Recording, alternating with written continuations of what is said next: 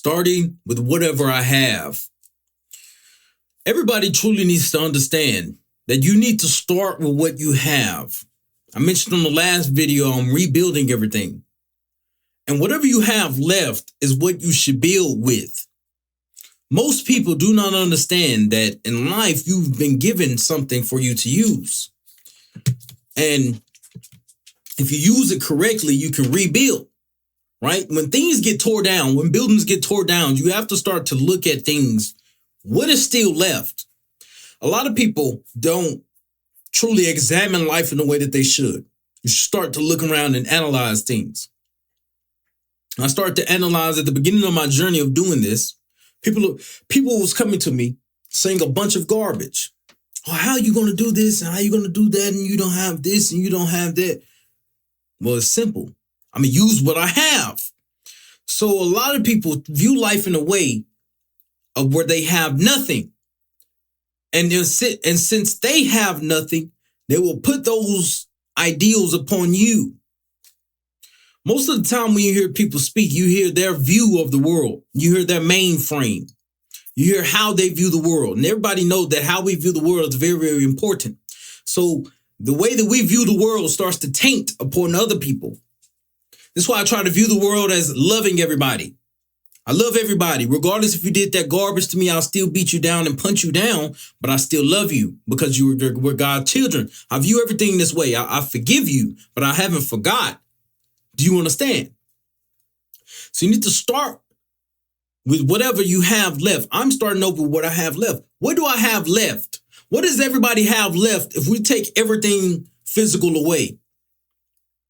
If we took away everybody's money, if we took away everybody's cars, clothes, chains, if we took away everybody's everything, what will people have left?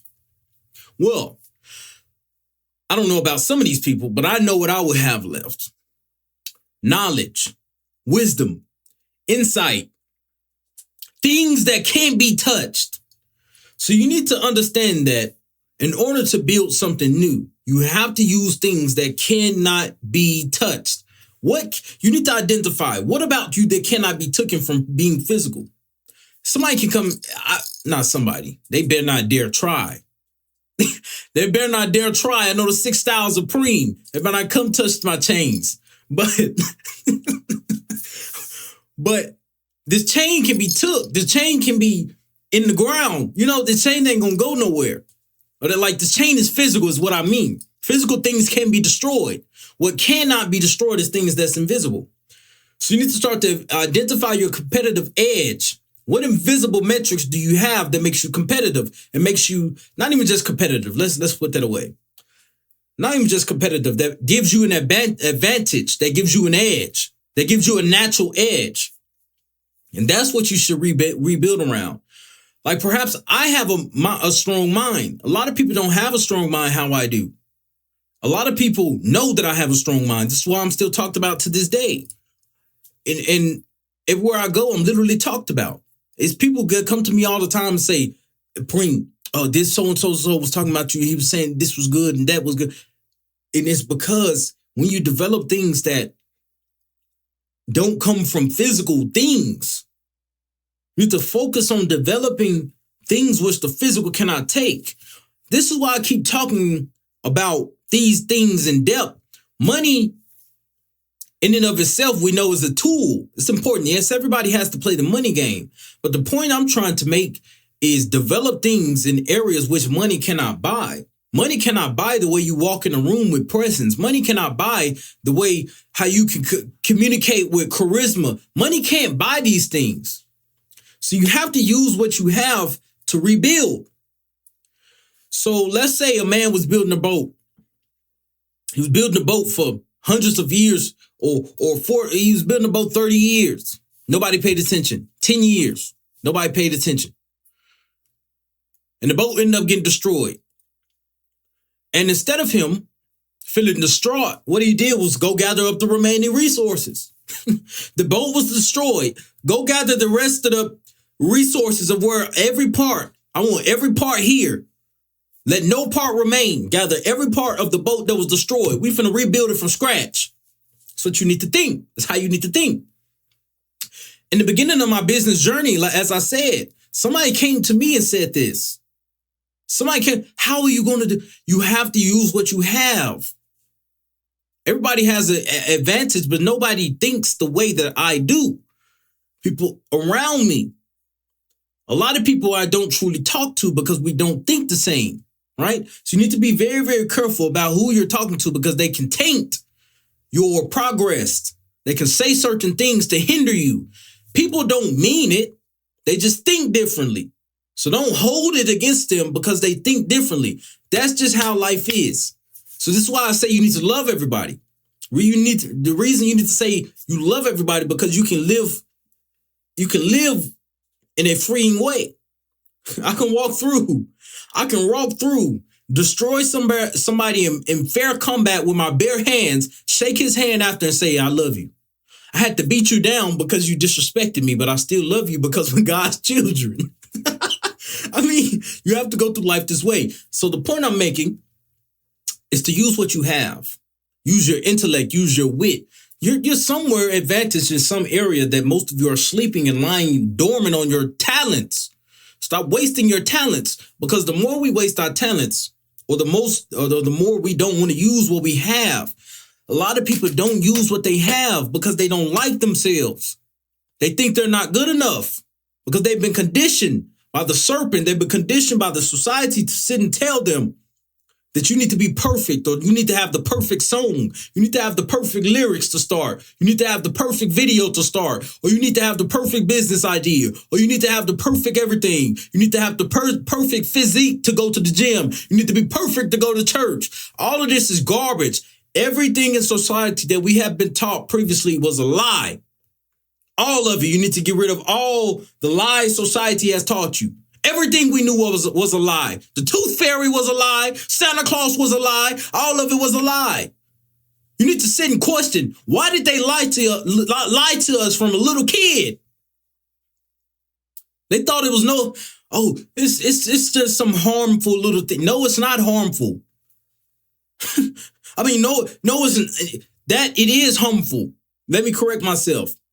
They thought it was not. They thought it was just, let's just lie to the little kids and then shatter their hopes.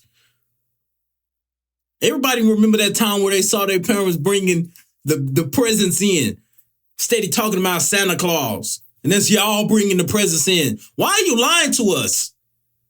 Don't make sense. I heard somebody come up with an excuse and say, I'm ranting right now, but this all goes to my topic, my point. A lot of talking about, it was needed so the kids can believe in God. No, that's garbage. The kids the kids don't need to believe in Santa Claus and Tooth Fairy to believe in God. You need to teach them how to believe in God from the beginning. So all of it is garbage. All of it is complete garbage. We've been lied to about everything. We were lied to about money. We were lied to about finances. We were lied to about 9 to 5. Working a 9 to 5, becoming a slave. All of our energy is gone. And nobody even want to come home and try to think anymore. All of the distractions on the phone, nobody even want to try to think outside the box and try nothing new anymore. They already gave up. They think it's hard because we've been conditioned. Looking at these phone screens, a lot of people get discouraged. This is why I say you have to use what you have. If you have a strong mind, if you don't have a strong mind, you need to develop a strong mind. So I keep talking about it. And if you have a strong mind, that's your advantage. But if you don't have a strong mind, you need to develop a strong mind. The strong mind is what will help you.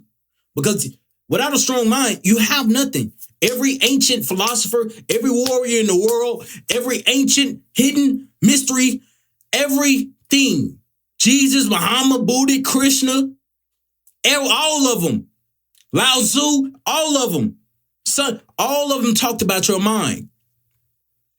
But it seems like nobody wants to tap into their mind. If you use what you have, what you truly really have, which the world cannot take, is your mind. But the more you keep letting these social media platforms, the more you keep letting these degenerate streamers and all these different things think for you, then your hidden advantage starts to be took. if I can boil everything down to one last thing in this video, what you have is your mind. And your mind is the only thing you can control. You can be thinking of red, and then you start thinking of blue and switch it in your mind that quick. Your mind is the only thing you can control. Marcus Aurelius said it himself. He said, maybe I have to pull up the quote so I can remember, so I won't have to paraphrase. Even though I'm a genius, I remember everything. Let me see. He says, it's all in how you perceive it. I'm going to make a separate video around this. It's all in how you perceive it. You are in control. You can dispense with misperception at will, like rounding the point. Now, rounding the point part is a whole different segment. That's more elaborate. I'm going to give you the simple what he's saying. It's all in how you think. The way that you think about something determines it. And he says, you are in control. We are only in control how these circumstances affect us. Yes, some bad thing may happen, but we can shift it in our mind. We can turn it good. Oh, bad things happen to me because I'm a superhero. Or this thing is not even bad. This actually helped me. It made me realize something about myself. Perception. You are in control. You can shift your mind. And he says you can dispense with misperception. So basically, if perception is viewing a thing in a certain way, you can misview it. You can switch it. You can flip it on its head. You can go to the opposite. Now, everybody's going to have a different take upon that, but that's what I took from it. Remember, the student is only going to hear what he's ready for. So a lot of people, look, clowns in the comment, that's not what it meant. You only going to hear what you're ready for. So if I lay out a parable right now, everybody's going to have a different interpretation of a parable, of what I meant. Let's give an example. I hate flies. Flies are annoying. Flies' purpose, or the only purpose here, is to get ate by bigger things. And then flies just fly around. They just fly and live their daily life. But their daily life and their whole entire existence is to do nothing but get ate. They have no other benefit except getting ate by birds and all of these different animals. Now, I want somebody to comment. I want you to comment all of your interpretations about their parable. That'll let me know who watched to the end. Comment your interpretations about that parable, and I'm going to prove to you that everybody's mind is different of what everybody took from that parable. I'm going to end it right here. You need to use what you have, and what you have is your mind. That's the only thing you have. And that's the same thing I'm rebuilding everything with. Your mind.